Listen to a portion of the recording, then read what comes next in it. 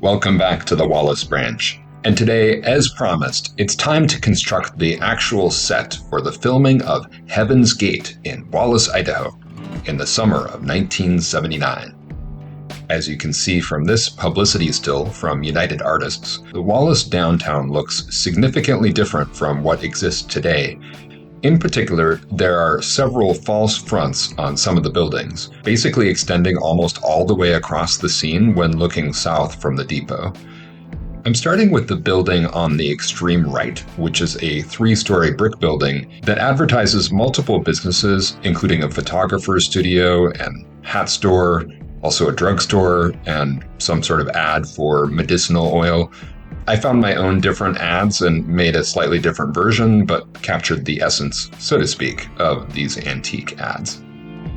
I'm a little unsure what the purpose of this particular false front was, other than to maybe make Wallace seem larger, since the building behind the false front is pretty much an Old West Victorian-style building that is now home to the Street Melodrama.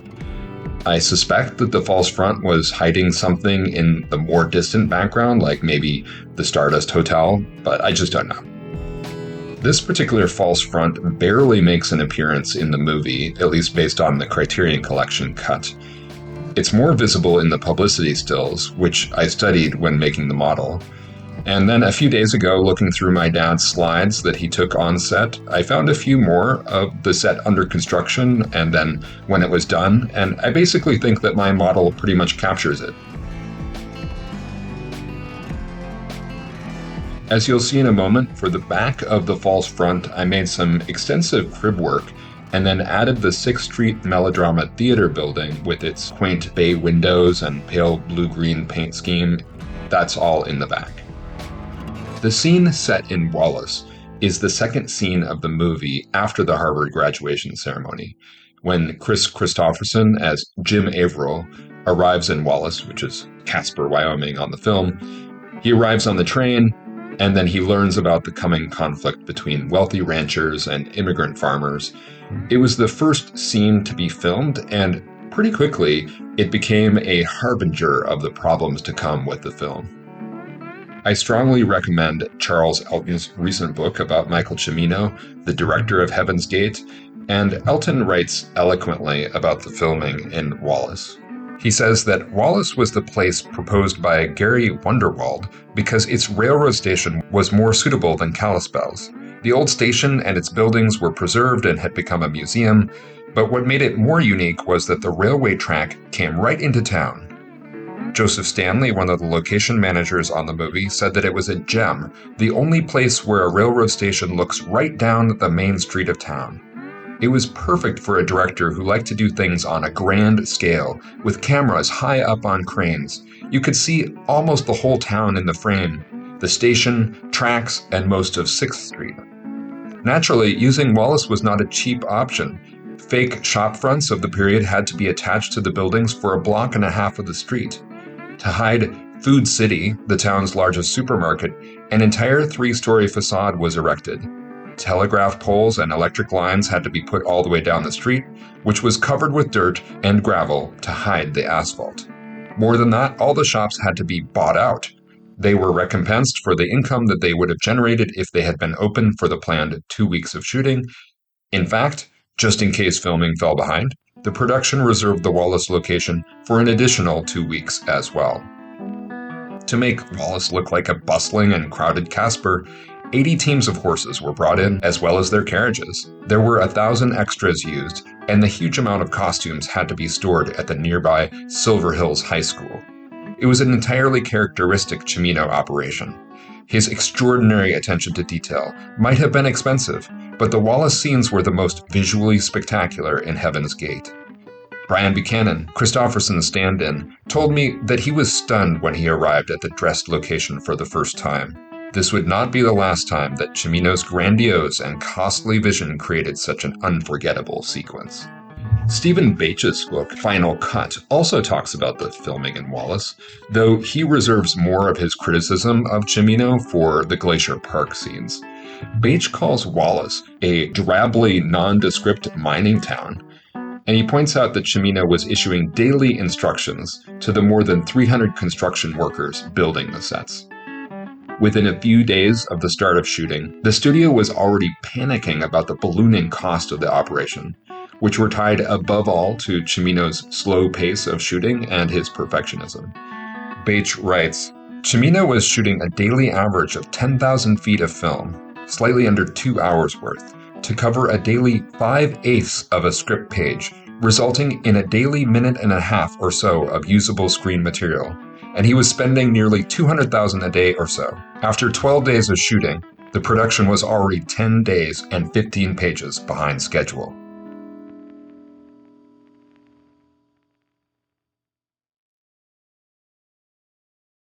Okay, moving on to the largest false front on 6th Street, roughly where the NP depot stands right now, and blocking the view of what was then an ugly cinder block grocery store.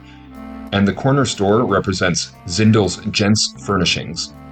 Jim Averill walks into the store, which is packed with young, well-off, tough guys, and then he steps out to intervene in a beating of an immigrant, after which he discusses the overall situation with the station master while getting his buggy ready for the ride to Sweetwater.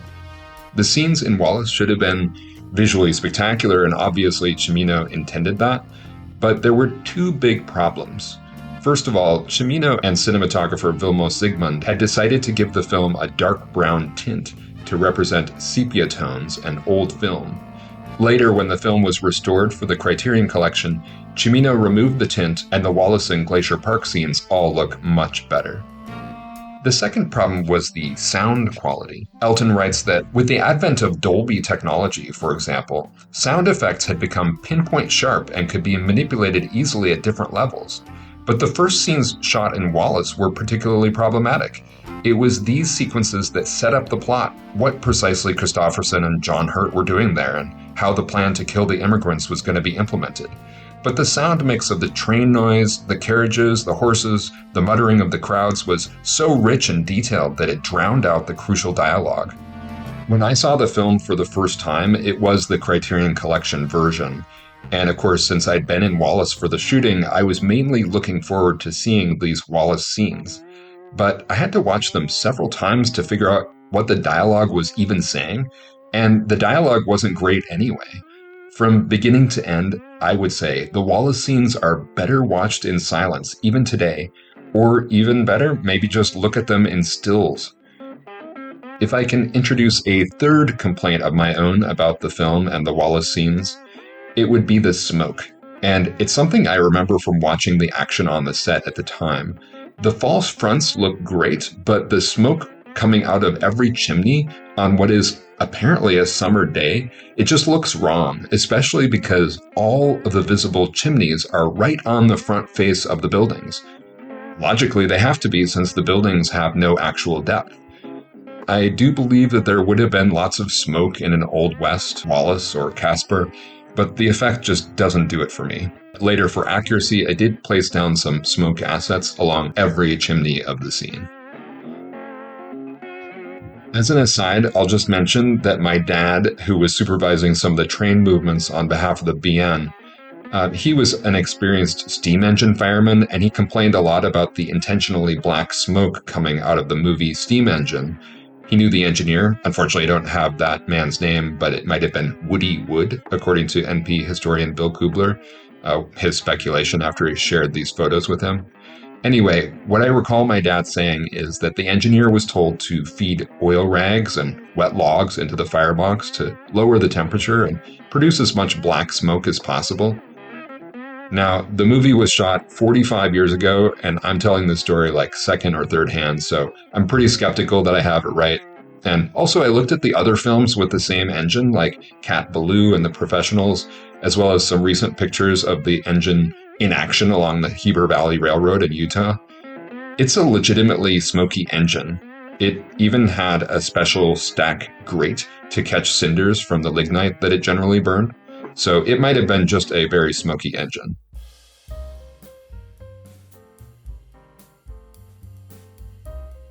Next, we have the most enigmatic false front of all, the fake courthouse dome or cupola that appears to be sitting on top of the present-day Wallace Corner Hotel building.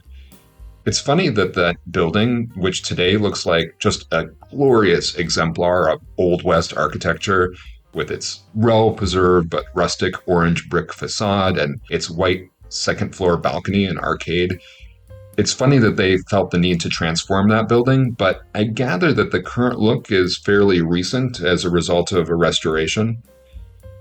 Anyway, it was apparently painted white along with many of the other brick facades along 6th Street. I did screen captures of almost every frame of the Wallace shots, and I blew up every publicity still that I could find, but I couldn't get a very detailed look at the cupola, just its basic silhouette and coloration. I also Googled courthouse domes in the US, since no doubt this one was modeled on existing examples. And wow, the US has some awesome courthouses, especially in the Midwest. I especially note for future modeling efforts Miami County, Ohio, Kosciuszko County, Warsaw, Indiana, Tippecanoe County, Lafayette, Indiana, Monticello, Florida, Jefferson County Courthouse, and Missoula County Courthouse in my hometown, Missoula, Montana. Ultimately, the two courthouses that looked to me the most like the profile that I could see in the movie were the Blue Earth County Courthouse in Mankato, Minnesota, and the Montgomery County Courthouse in Crawfordville, Indiana. And the Montgomery County Courthouse had just undergone renovation and had a great online diagram, so I went with that one. And man, I have to say, this one was probably the most fun I had creating any of the assets on the route. Later, I went back and put some glass in the clock face and added a PBR metal texture to the dark gray roof. Then, recently, looking through my dad's photos of the set, I can see now that the cupola had some interesting striping going on. It does give it even more of a period feel.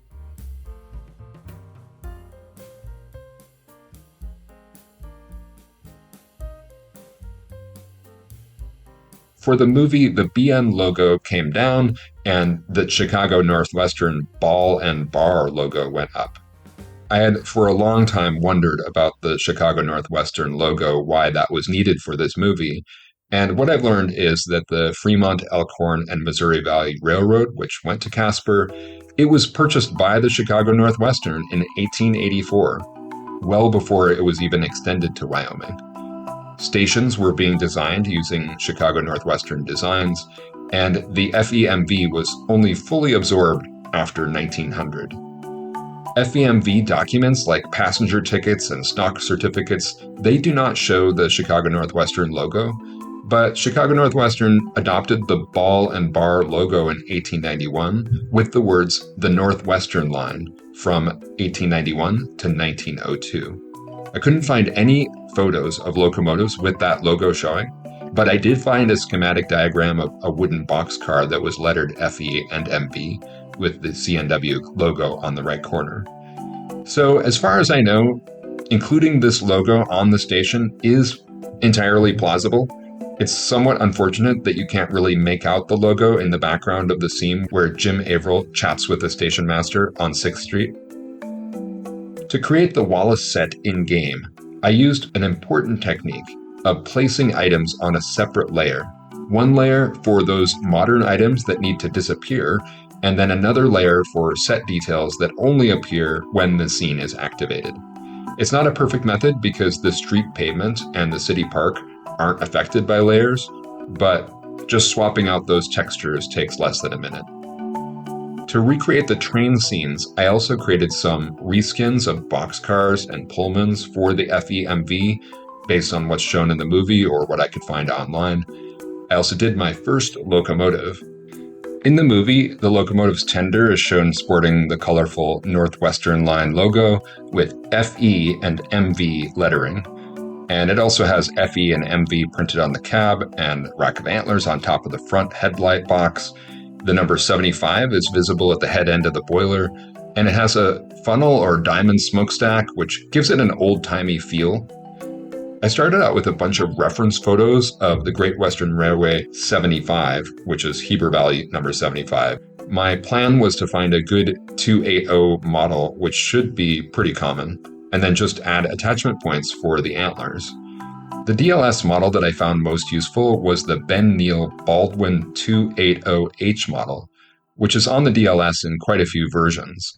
It looks quite accurate to the prototype that I was looking for, but it's an older asset with no PBR materials and some places where the low poly count is pretty noticeable. It's also a solid gray black with just a few notes of weathering here and there, and I'd say it's pretty much like the locomotive in the movie. The second model that I found is actually a Trainz Forge asset, which is just gorgeous. It's covered in PBR materials and it has an animated bell. It looks superb, but it just doesn't match the black and beaten down look of the number 75 in the movie. So in the end, I decided to do sort of a kit bash, taking the bogies off of the Ben Neal model and the engineers off of another model, and then making the tender and engine body and cab all on my own. I made 5 different versions of this locomotive: Northern Pacific, C&O, Great Western number 75, FEMV obviously, and also NDM, representing all the movies that I've seen this locomotive in, plus the NP, which certainly had plenty of this type. By the way, if you like trains, I do recommend the train scenes of The Professionals and also Cat Ballou. The engine doesn't figure very prominently in Heaven's Gate or A River Runs Through It, but it does figure in those 2 movies. I do not recommend Breakheart Pass, even though the whole thing centers on the train, and that movie was shot in Idaho on the gorgeous Camas Prairie line with all those old wooden trestles, but it's just such a bad movie, much, much worse than Cimino's Heaven's Gate.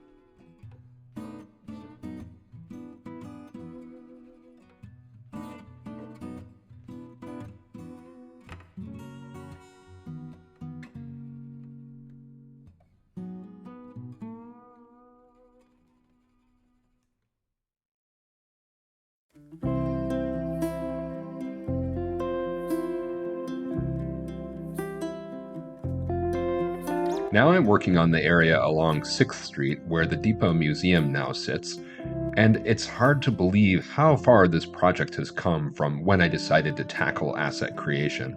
When I was just envisioning the Wallace Branch would maybe need the NP Depot and maybe the Jameson building at the corner to set the scene and make it seem unique. And then that led ultimately to recreating the entire historic quarter of Wallace, down to vanished gas stations and funky space rides that you can barely see from the tracks. And then the false fronts and the movie crane for this scene. All of that was a lot of fun, but one thing I was dreading was the ending, given the low quality of the DLS Old West people and carriages and things like that. And so I was waiting until the very last thing to see how that turned out. And what I ended up doing was creating my own cast of people, men, women, children, my own wagon, train car assets to move along an invisible track, and even my own vegetables for the market and crates and cloth for wagon loads, even curious locals. This is way beyond anything I could have imagined when I started this project. And in fact, I built this scene twice because I was so dissatisfied with the original DLS assets. The results here are good, but of course the people don't animate and some of the assets I created are a bit basic. You know, computer graphics are always improving, so who knows, maybe this is not final. But as an old model railroader, I can accept compromises, and sometimes it's about the process of doing the research and building the model and learning everything you can to make it a decent representation of the prototype, but also uniquely your own, and obviously having fun. That's what I've done.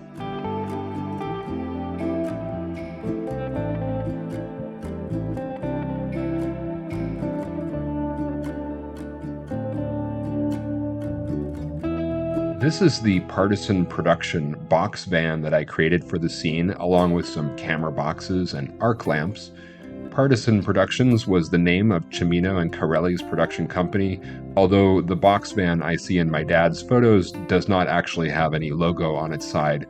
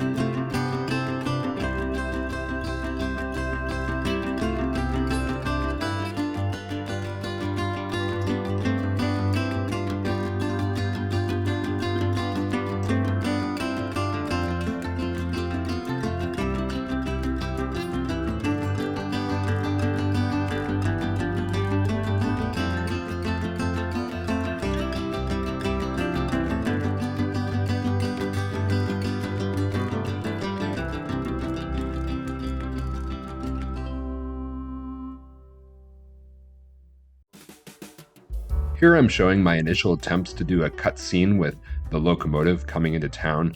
The BN train is waiting over on the UP side with two flat cars to carry the locomotive and tender.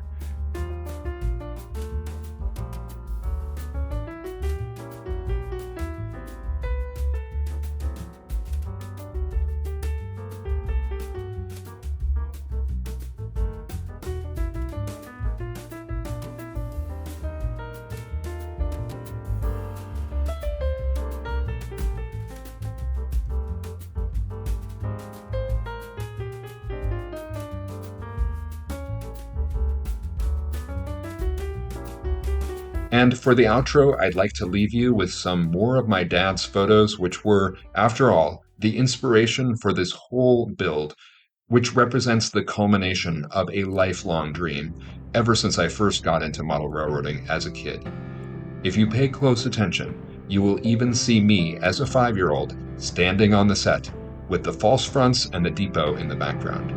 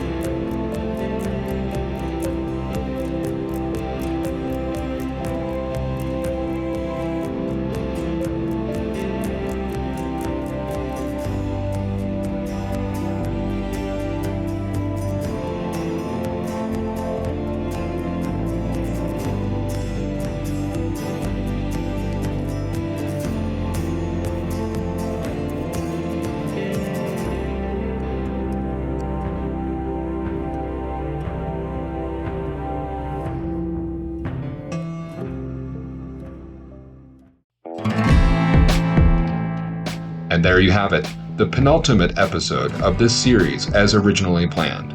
Next time, for episode 30, we'll wrap up with a plain and simple run-through of the entire layout, comparing the blank route map to the mostly completed route.